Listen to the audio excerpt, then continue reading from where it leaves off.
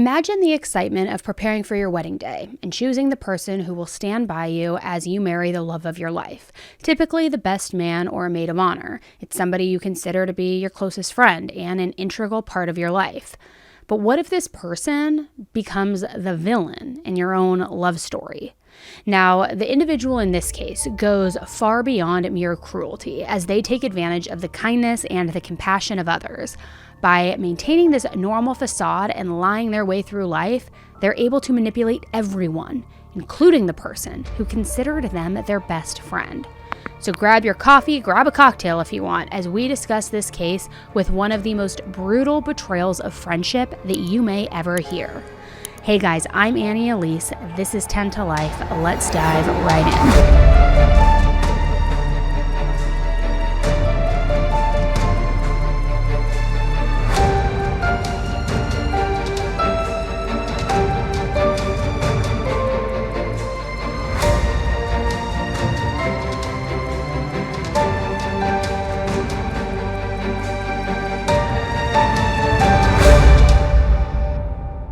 I am beyond stressed with the holidays coming up and all of the last minute shopping I have to do, getting it all wrapped, the school events with the kids. It just feels like there's no time for anything. And anytime situations like this happen, I internally manifest all of it, so it's all I ever think about, even when I sleep.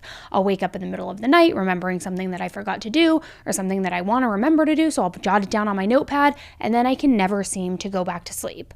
But luckily, I found my life hack for nights like this about 10 months ago, and I no longer worry about staying asleep, and it has just changed the game for me entirely. Now, I've told you about it before, but I'm sharing it again. My secret weapon is Beam Dream Sleep Tea.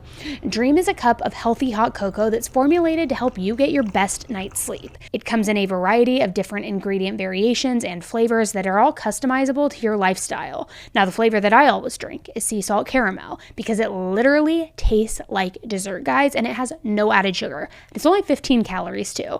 It's my perfect chocolatey bedtime treat before bed.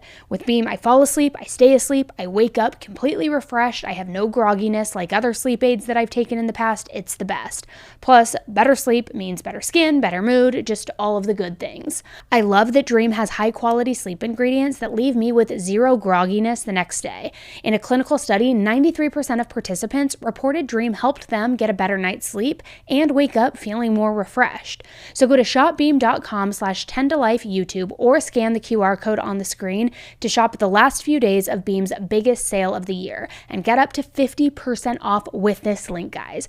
Don't miss out on this limited time offer. Don't know when it will be back. The discount was auto applied, so you don't need a code, nothing. Just click the link, go to the link, get your sleep on.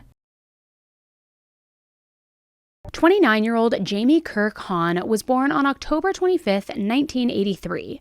She grew up in Orangeburg, South Carolina with her 3 siblings, Brett, Justin, and Ashley. And even though Jamie's parents would ultimately get divorced and then remarry, she was said to be a very happy child. Jamie attended Orangeburg Prep School, which is a small private college prep school known for its academic excellence. During her junior year of high school, Jamie visited the University of North Carolina, and she absolutely fell in love with the beauty of the campus and everything that the school had to offer. She ended up attending UNC after high school, and she graduated in 2006 with a bachelor's degree in political science.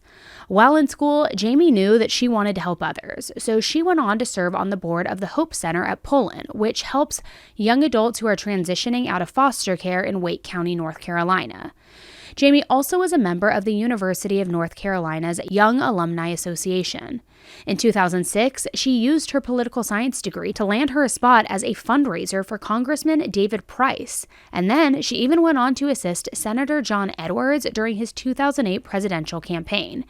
It was there that she met a man named Nation. Now, Jamie was Nation's boss, and on the campaign trail, they formed a pretty close working friendship. At the time, both Nation and Jamie were in separate relationships, but when those ended, they ended up developing a very close bond and began dating. It was only 4 months after their first kiss, and they were engaged, and then they got married on April 18th, 2009. They had a whirlwind romance, but it worked for them. They were best friends.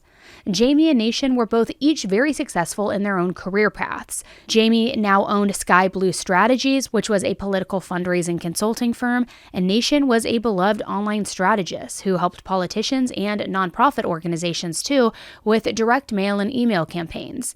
They were both very passionate for marriage equally as well, and they demonstrated their commitment by working on the Coalition to Protect All North Carolina Families project. Jamie's main goal in life was to leave the world a better place than she found it. She always wanted to help people. She helped multiple different Democratic candidates in North Carolina on the campaign trails, and she was so dedicated that she even cried when one of her clients lost. Nation asked her why she was so upset, and she said, "Because I don't think the person who won is going to represent the people we met along the way." And that's just the kind of person that Jamie was. She wasn't in politics for the money or the power. She got into politics because she truly cared about making a difference for people. Jamie and Nation didn't have any children yet, but they were talking about having kids in the near future. She had a very active social life and was considered a rising star in North Carolina politics. But it didn't take long until everything would come crashing down. On April 22, 2013, at around 5:18 p.m., Jamie ran a block from her home and collapsed in a neighbor's yard. She was covered in blood. Nation was heard screaming for somebody to call 911, and a neighbor who witnessed the commotion dialed the number. Monday, April 22, 2013, 17, 19, and 21 seconds. 911, what's the location of your emergency? Hey, we have an emergency at the Hillbriar Drive. Okay, what's going on? I got him on the phone. What's going on? I got him on the phone. Ma'am, what's happening over there? I don't know. There's a lady bleeding terribly. Okay, how did She looks like she's been shot. Okay. Has she been shot? Okay. Somebody stabbed her and she's bleeding so badly. Okay, I'm getting the... Bill, I've got it. I've got 911 on the phone. Damn, I'm getting... Hello? Hello? Hello? Okay, She's been stabbed. Okay, I'm getting the paramedics on the way right now. I need to get some information. Ma'am, listen, She's bleeding so bad. listen to me. I need to get some information to help us help her better, okay? This is not going to delay them at all. Okay, I'm sorry? What is your name? Okay, what's the telephone number that you're calling from? Okay, is the person who stabbed her still there? She's here in someone else's yard. I don't know where she ran here from. Okay, what does she look like? I don't know. They're pressing on her stomach. It's all in her stomach. No, the person who stabbed her, is she still there? I don't know. Okay. I don't know who it is. It's a lady that was running down the street, and she's been stabbed, and she's in the yard. Okay. All right. Like I said, the paramedics are on the way. About how old is the patient? I'm sorry? About how As soon old? as I saw her, I called you. Okay, I understand. About how old is she? Maybe 35. Okay. Is she awake? I'm sorry? Is she awake? She's talking and responding, yes. But Okay. she's got blood all over her pants and her shirt. Okay. Hold on just a second. Yeah, is she completely alert? The person's still in the house, and we need the police as soon as Okay, possible. the police are coming as well. Is the patient completely alert? Is she still talking, Julie? Julie, is she talking? She's talking. Okay. No, she's fading out. Okay. Hold on just a second. I'm just letting the paramedics know. Just a second. I'm just updating them real quick. She's saying I love you. So she's alert. Okay. Is there more than one wound, can you tell? I'm sorry? Is there more than one wound? Is there more than one wound? Can y'all tell? Yeah, there's multiple wounds. Okay. All right. Like I said, the paramedics are on the way. If you'll stay on the line, I'll tell you exactly what to do next, okay? Okay. Okay. They've all got towels on their stomach and they're pressing. Okay, They've got perfect. her feet lifted. Perfect. And do not lift the towels up to look. They said just leave the towels on there Yeah, and keep firm pressure on it. and keep pressing. Okay. Okay, just reassure her that help is on the way. Do not let her have anything to eat or drink. It could make her sick or cause problems for the doctor. And right now, don't move unless it's absolutely necessary. Just tell her to be still and wait for help to arrive. Okay. Okay. Any idea which house the suspect is in? Where is your house? Where's the person at? 1705 Tillwood is where the suspect is. Okay. Okay. All right. Is there anybody with the woman who's able to maybe give a description of the suspect? Yeah, hold on real quick. Sir, can you give a description of who it is? Yeah. What's the name? John Broyhill. John Broyhill? J-O-N. What's he wearing? He's wearing a plaid. The police are here. Okay. The police are on scene? I'm sorry? You said the police are already there? Yeah, they're here. Okay. I'll go ahead and disconnect. Okay, thank you. Thank you. Now, from what the neighbor could gather, Jamie had been stabbed by a man named John, who apparently was still inside the house. When police arrived, they followed a blood trail from Teal Briar Drive to Jamie and Nation's home on Teal Wood Place. They made a perimeter around the house and ordered for the person inside to come out. A man made his way out of the house with his hands in the air, and an officer on the scene named Roy Smith noticed that he had wounds on his wrists and a stab wound to his stomach. Because of his injuries, the man was taken to the hospital in an ambulance, and he was accompanied by Officer Smith. Now, on the ride, the man became visibly upset, and he cried, "It's been a long time coming. I just want to die." After getting him medical attention, Officer Smith needed to determine who this person was. What was he doing in Jamie and Nation's home, and how did they end up in this situation? Well, he would soon find out that this man was 31-year-old Jonathan Wayne Broyhill. And not only was he invited inside the couple's home, but he was actually Nation's best friend. John was close to Jamie as well, and she had hired him actually for an accounting position at her political consulting firm. After relocating in North Carolina from Lenior to Raleigh, Jamie and Nation had even let John live with them until he could get settled and find his own place. Nation and John both grew up in the same town, and they met each other in the year 2000 on a church trip. Even though John was 4 years older than Nation, they became fast friends. Like many hometown friends, when Nation went off to college, he and John lost touch. It wouldn't be until after Nation graduated that he and John got in contact again, and then going forward, they became inseparable. John was Nation's best man at he and Jamie's wedding in 2009, and the three of them were basically like the Three Musketeers, a tripod of best friends. They went on vacations together, had weekly dinners, celebrated holidays, and some neighbors actually even assumed that John was part of their family with how much time he spent at Jamie and Nation's house. So what would cause John to do such a horrifying and evil thing to Jamie, his best friend's wife, and someone he loved as a friend as well? Well, to understand, we need to go back to the afternoon of April 22nd, before Jamie's neighbor made that desperate call to 911. Every Monday night, Jamie and Nation had John over for dinner. Now, on that particular Monday, John came over a little bit earlier than usual so that he and Jamie could go over campaign details for work. Now, Jamie and Nation had actually been pretty worried about John ever since he had revealed to them that he had pancreatic cancer. Pancreatic cancer is really aggressive, and it's unfortunately known for being hard to treat and often leading to death. So the couple would drive John to his doctor's appointments and be there for him by helping in any way that they could. Now, at one point during a private conversation, Jamie was crying and asked Nation, "Don't you think we should have a baby?" And she did that because she was worried that if they waited, their child wouldn't get to know John. This is how much they loved him and wanted him to be a part of their life. Now, while this new diagnosis was undoubtedly horrible and hard, this wasn't the first time that John had dealt with serious health issues.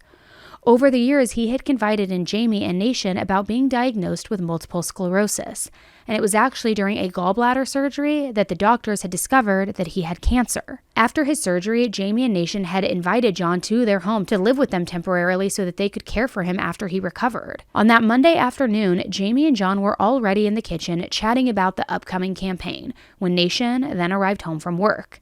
He went upstairs to change clothes when out of nowhere, he heard Jamie screaming his name. She then screamed John's name, which immediately caused Nation to think that something happened to John due to his health. So Nation ran to see what was going on, and as he got halfway down the stairs, he heard Jamie scream again. Now this time, he could hear her sheer terror in her voice as she screamed, "He's trying to kill me." When Nation barreled into their kitchen, he saw John holding a large kitchen knife and standing over Jamie, who was laying on the floor and covered in blood. John then started making his way toward Nation with the knife, and in a state of shock and panic, he yelled, "John, what the fuck are you doing?" John eerily stayed silent and raised the knife higher into the air as he moved in on Nation. Now, the only way to defend himself was to grab a hold of the blade as John tried to wield the knife toward him, and with the other hand, he repeatedly was just hitting John in the face. He desperately yelled for Jamie to run and to get out of the house as he tried to fight off this deranged person who had 5 minutes ago been his best friend. Even though she was badly injured, Jamie was able to pick herself up off the floor and make her way out of the side door of their home. When he knew that she made it outside, Nation pushed away from John just enough to be able to run after his wife. And as he ran out the door, he saw John turn and started walking down the hallway. When she got outside, Jamie ran to the nearest neighbor's house, but they must not have been home because no one answered as she was beating on that door repeatedly. So she did her best to make it to the next house. But when she grew weaker as she struggled across the street, that's when she collapsed. And that other neighbor saw her collapse in someone's front yard. So people who were outside ran over immediately to start helping. When Nation made it out of the house, he started frantically searching for Jamie. He followed a trail of blood and then he found his wife collapsed and clutching her side in the neighbor's yard. He ran and started kneeling by her side and they told each other, "I love you," over and over again. Nation promised Jamie that they would have many more anniversaries together and that when she got better, they would go to the beach and they would just be together and love each other and enjoy each other. Meanwhile, one of the neighbors was a nurse, so she ran in and got a towel to hold against Jamie's side, but the whole lower half of her body was covered in blood. Another neighbor elevated Jamie's feet on a bag of leaves as they waited for help to arrive. Now, what probably was only a few minutes felt like forever, and Jamie started struggling to breathe. A neighbor heard Nation ask his wife, "Did you confront him?" but recalls that Jamie didn't respond and then suddenly had a glazed look over her face. Both Jamie and Nation both were rushed to the hospital because he had sustained very severe cuts on his hand from trying to grab the knife. Jamie lost consciousness on the ride to the hospital, and as soon as they got there, she was rushed into emergency surgery. While he waited, Nation was getting his hand stitched up, but all he cared about was his wife.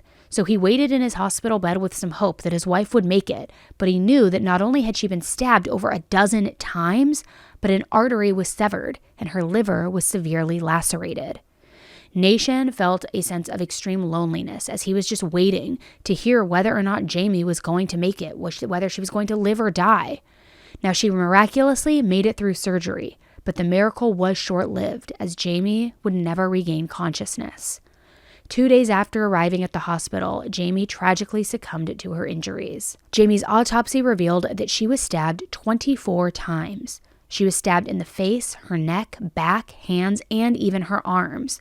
But her most fatal wounds were to her abdomen and her chest, which had just caused irreparable damage to her lung and her liver.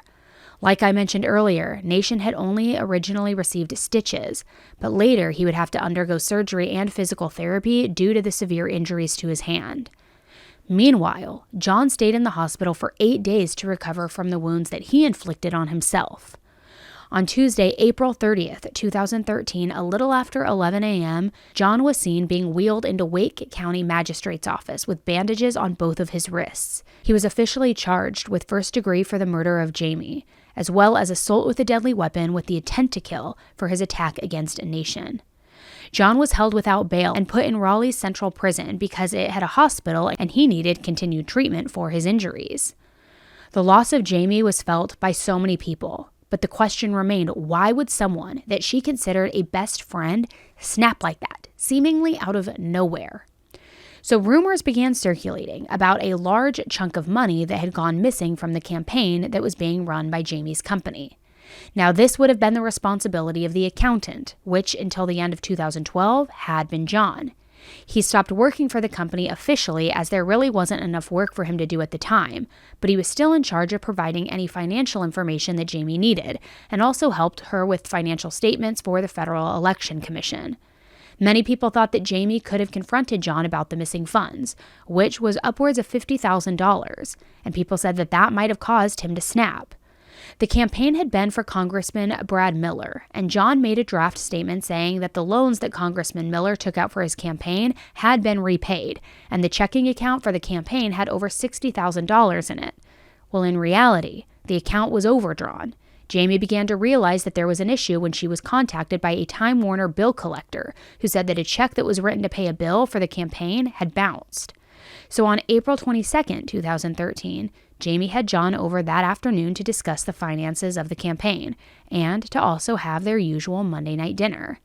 Now, it's not clear what exactly transpired while Nation was upstairs getting changed, but many people think that Jamie probably was pressing John about those missing funds. As time went on, Nation's hand began to heal, but his mind and his heart were still completely shattered, just broken.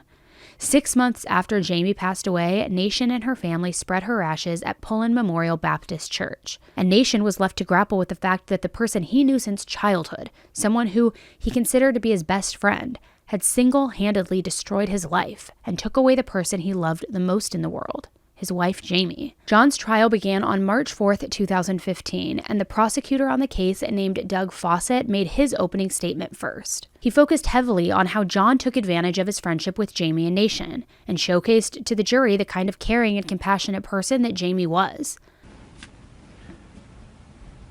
Your hearts will break. Your hearts will break. She was young. 29 years of age, full of energy and dedicated to others, politically minded, greatly invested in her community.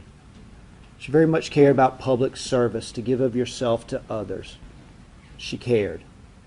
That was Jamie. Prosecutor Fawcett went on to discuss the nature of John's relationship, both personally and professionally, that he had with Jamie and Nation. He explained that during Congressman Brad Miller's campaign, John began embezzling money. However, in 2012, Congressman Miller decided he wasn't going to run again, so Sky Blue Strategies, Jamie's company, had to start winding down his account. The prosecutor revealed to the jury that John had made 39 checks out to himself, embezzling close to $50,000, that same amount that was the missing chunk of money. As I mentioned earlier, he explained how Jamie had a very hard time closing out Miller's account due to John's actions. He would use supposed health issues to make excuses, such as lesions on his brain from the MS causing him memory loss, and of course the various other health issues like the gallbladder surgery and pancreatic cancer. So basically, Jamie, being the kind-hearted soul that she was, didn't want to press John on such a sensitive issue during his time of need. So she tiptoed around the problem, and actually thought that John had fixed the issue and that things were okay. That was until she got that call from the bill collector, which then transpired the events that took place in Jamie and Nation's home. Now, Doug ended his opening statement with a shocking revelation. This will mark, in truth, the first time that entire year the defendant ever sees any doctor. Can you believe that? John was lying the entire time to Jamie and Nation. No gallbladder surgery, no MS, no cancer, no nothing, besides a clear mental illness or something evil inside. Next in the trial was John's defense attorney, Caroline Elliott's turn to make her opening statement to the jury. She argued that John had no motive to kill his best friend and said, "Something snapped. As I said in the beginning, this case is a tragedy. It's a tragedy committed by a sick person who was ready to end his own life. There was never any premeditation." Caroline argued that the facts would show that John was ready to end his own existence due to being overwhelmed about the truth of his lies coming out, not the lives of the people he loved. Now, one of the witnesses called to the stand was Raleigh police officer Roy Smith, the officer who rode along with John in the ambulance to the hospital. Roy discussed what he found at the crime scene and said that what he saw and witnessed that day was the worst case that he'd personally been a part of in his decade-long career on the police force. He also went on to say that he noticed that John's cuts to his stomach were so deep that his intestines were literally spilling out. Now, at one point toward the end of Jamie's life, on April 11th, John was supposed to meet her to discuss federal campaign finance reports that were due, but before that meeting, he magically just disappeared. His disappearance made Jamie and Nation cancel a trip to the beach that they had planned to celebrate their 4th wedding anniversary, and a trip that they were so excited to go on. John's excuse was that he got fired from his job and that he had to get away to the beach to deal with that and his medical prognosis. A detective named Zeke Morse testified that not only was John lying about all of his health issues, but he was also lying about getting fired.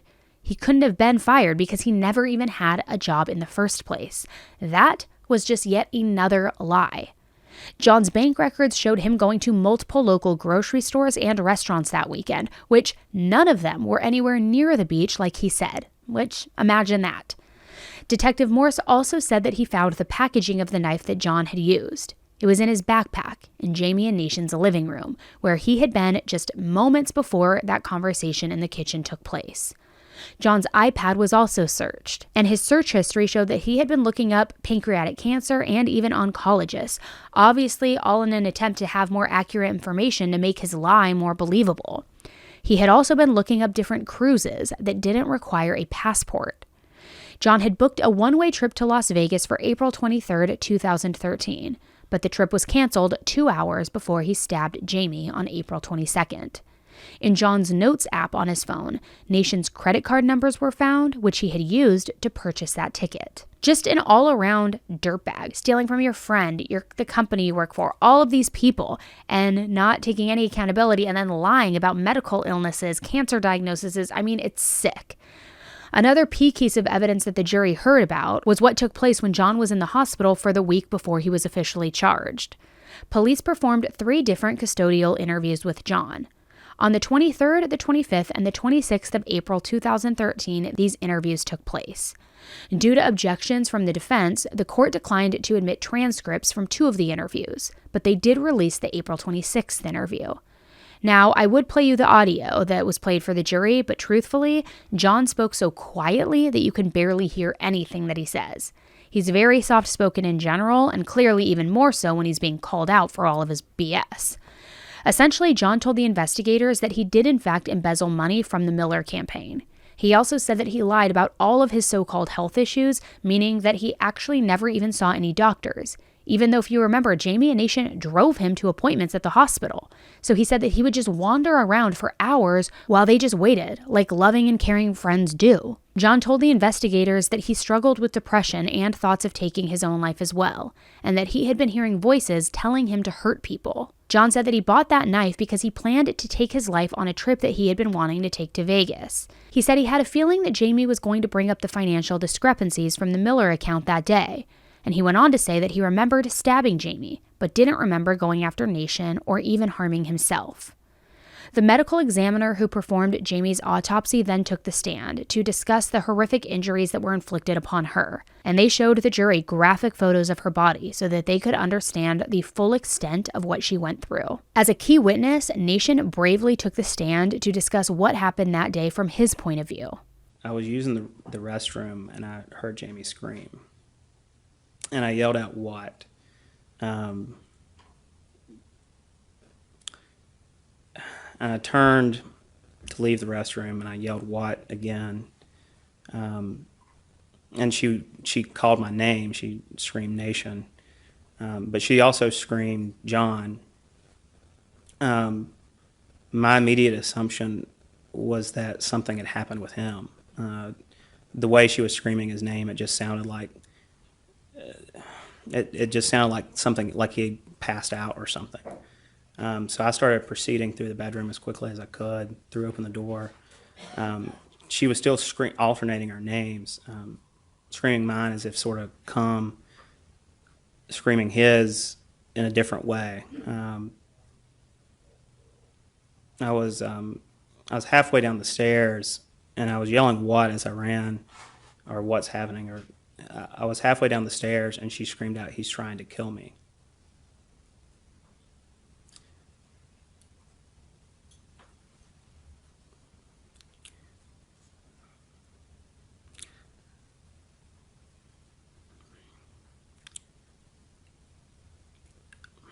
I proceeded down the stairs, and I sort of rounded the corner of the stairs. They were right here. I sort of rounded the corner, and my eyes immediately went. There was blood on the floor, and I could see Jamie's legs sticking out from sort of behind, like, here's the door. I could see her legs sort of and lower torso poking out from there. I immediately went to that, and then I looked up, and John was standing over her with a knife. He immediately turned and proceeded towards me. As you're seeing this, are you headed towards the kitchen? I began to head towards the kitchen, yes. I mean, I was heading towards the kitchen the whole time. Continue, please. I screamed out, "What the fuck are you doing?" Sorry. And he came towards me. He had the knife up, or he pulled the knife up, and then he sliced it towards me. And my immediate reaction, as best I can remember, was to try to grab the blade, or to grab towards it because it was coming towards me. And we immediately started sort of wrestling. I was trying to get the blade from him. At the same time, I was hitting him sort of open face in the palm, with the palm of my hand, screaming at him, "What are you doing?" And no response. I was also screaming at Jamie to get out of the house.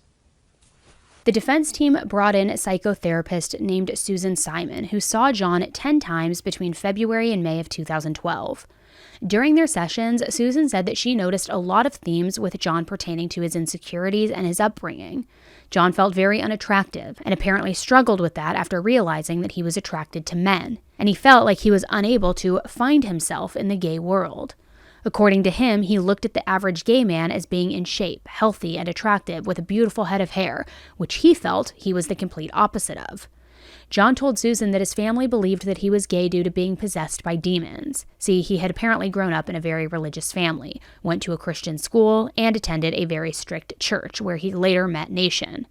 John ended up coming out to Nation and Jamie right before their wedding, and the couple was very supportive of John, even when his own family wasn't. Now, as we know, both Jamie and Nation were a part of the Coalition to Protect All North Carolina Families, which is all about marriage equality regardless of sexuality.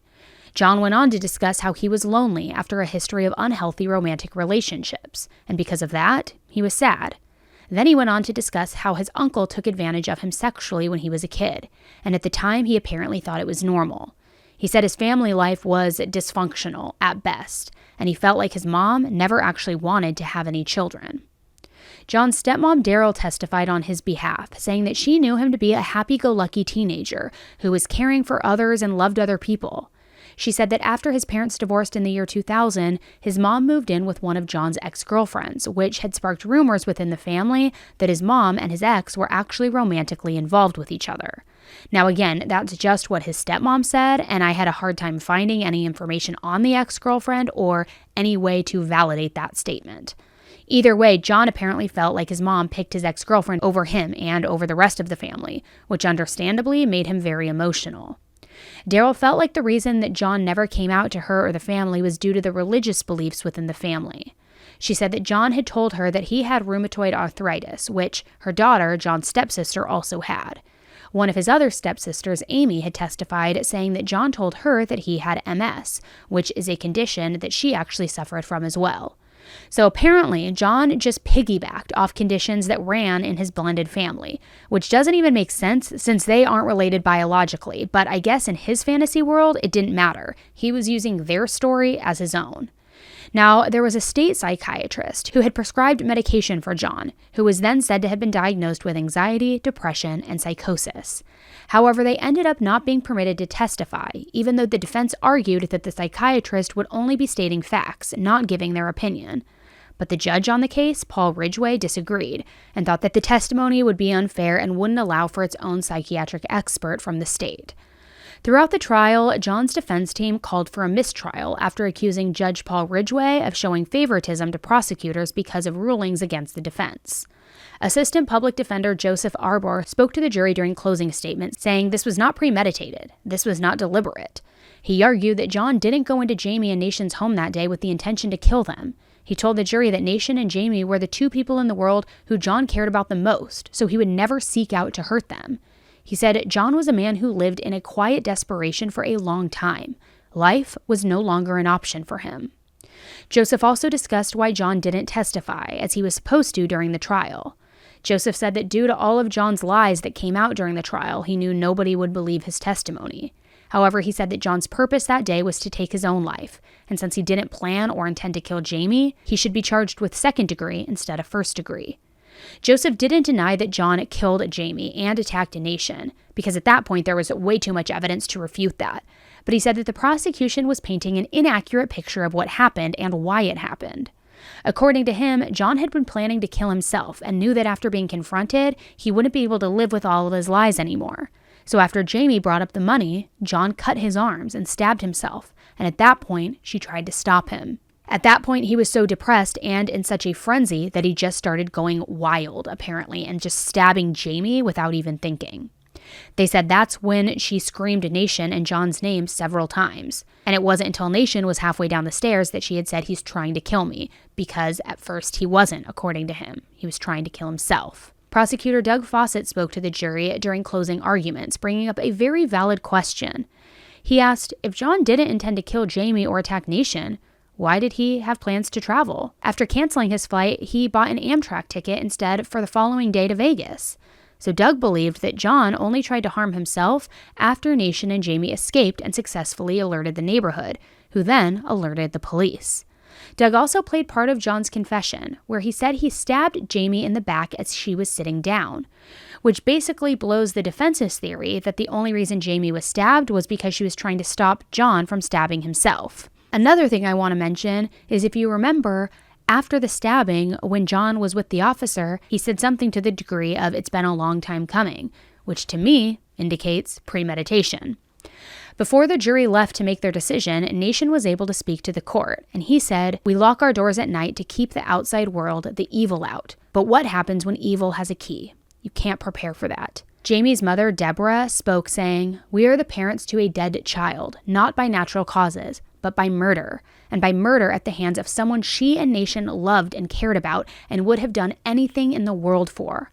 Her father, Chris, said, "John, you gave Jamie a death sentence. You gave all the rest of us a life sentence, and now you can share in that life sentence, John." And then, after less than 90 minutes of jury deliberation on March 19th, 2015, the jury came back with their verdict. They found John guilty of the first-degree murder of Jamie and the attempted first-degree murder of Nation. When Judge Paul handed down his sentencing, he said, "For the first-degree murder of Jamie, with deliberation and premeditation, I order you incarcerated for the remainder of your life without the possibility of parole." Now, on top of his life sentence, John was sentenced to at least 19 years for attacking Nation. John, you killed her. You tried to kill me. But you can't kill her spirit. You can't kill what it was that made her so special.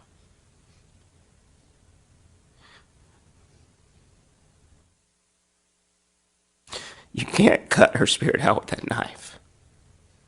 And you couldn't stop her love for you even if you tried. John's sentencing was a relief for Nation and Jamie's friends and family.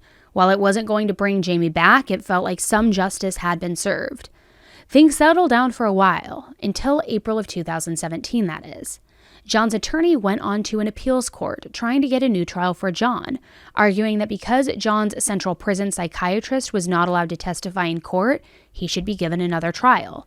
Now, if you remember, Judge Paul had denied the psychiatrist to take the stand to discuss the medications that John was prescribed. This was due to the state not having enough time to get their own psychiatrist witness. John's attorney felt that had the jury heard all of the medications that he was on and the testimony from the psychiatrist, they would have convicted John of second-degree murder, not first-degree. Gordon Widenhouse, John's attorney, said to the appeals court, "The trial court excluded this evidence. In doing so, the trial court committed reversible constitutional error, entitling Mr. Broyhill a new trial." However, the state argued that John's mental well-being was made fully transparent to the court, and that the testimony from the psychiatrist wouldn't have made a difference. And a few months later, on July 18th, 2017, a ruling was made. The 3 judges who heard the appeal back in 2017 put out their ruling and said, "Upon review, we conclude that the defendant received a fair trial, free from error."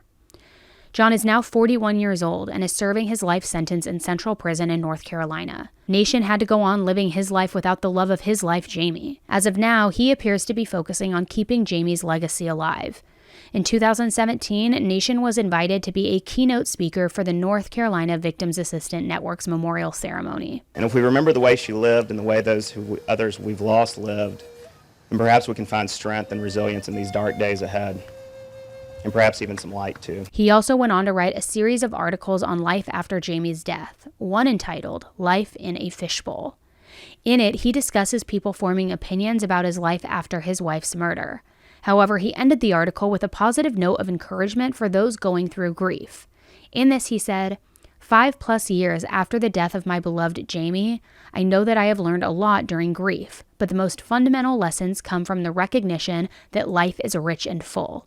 We can fall short and lose our most essential self and find ourselves again. We can mourn and love. We can have holes in our heart, but our heart can expand at the same time.